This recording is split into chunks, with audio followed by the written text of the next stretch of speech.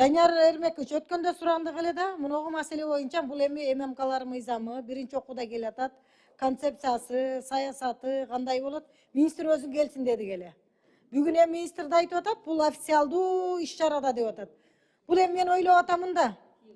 Бул качып атат да министр, чынын айткандачы. Бул өтө жүйөлүү, маанилүү оор, коомчулук абдан тескери пикирде да. Министр өзү келиш керек, Данияр Эрмекович. Ошон үчүн менин сунушум добушка коюп тургула, министр өзү келсин, жылдырып туралычы.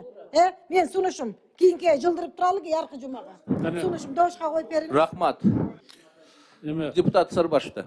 Данияр Эрмекович, урматтуу депутаттар, мына бүгүн эми массал жалпыга маалымдоо каражаттары жөнүндө мыйзам каралып атканда, бул жерде мына кабинет министринин төрагасы биздин жогорку кеңеш төрагасына кат жазып атат да, официалдуу катында ушул жерде көрсөтүлүп атат да.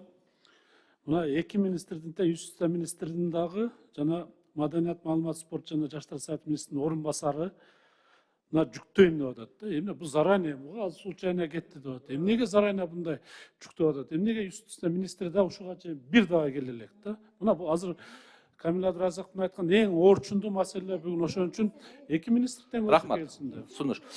Надира Асимовна, сизде сунуш эмне? Сунуш бар эле да.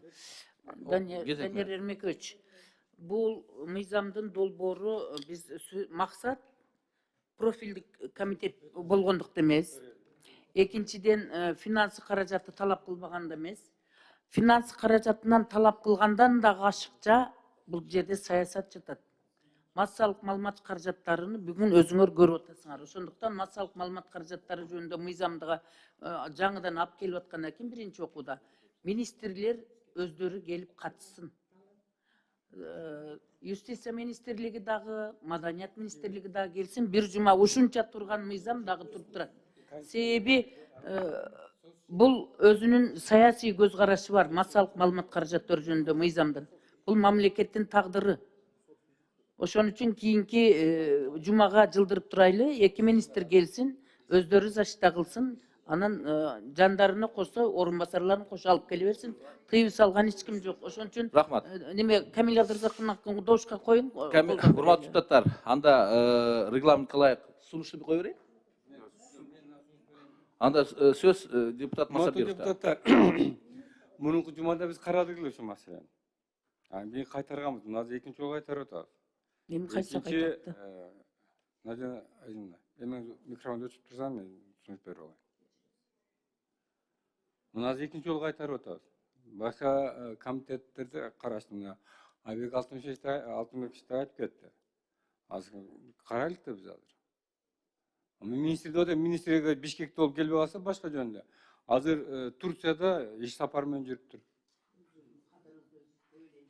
Жок, эми министр бу жерде жок болсо. Рахмат. Азыр мен айттым. Рахмат. Профильный комитет болбогондон мен сунушум бүгүн карап туруп, профильный комитетке жөнөткөн. Профильный комитет күтүп отурат. Рахмат. Айлыбек Татмач, мындай болот, урматтуу депутаттар. Азыр сунушту кеземен коем. Эгерде Камил Абдыразаковдун сунушу өтсө, биз анда карабайбыз. Эгерде өтпөй калса сунушу, анда биз кароого өтө беребиз. Талибе Камил Абдыразаковдун сунуш түштү. Министр келбегенине байланыштуу эки министр. Азыр каралып турган маселени күн тартибине алуу боюнча. Ошо сунушту добушка коем, дош менен ким макул? Бир. Көтөрүңүздөр, чалай. 2, 3, 4, 5, 6, 7, 8. 8 за сунуш өттү. Бул маселе күн тартибине экинчи маселе күн тартибине алынды.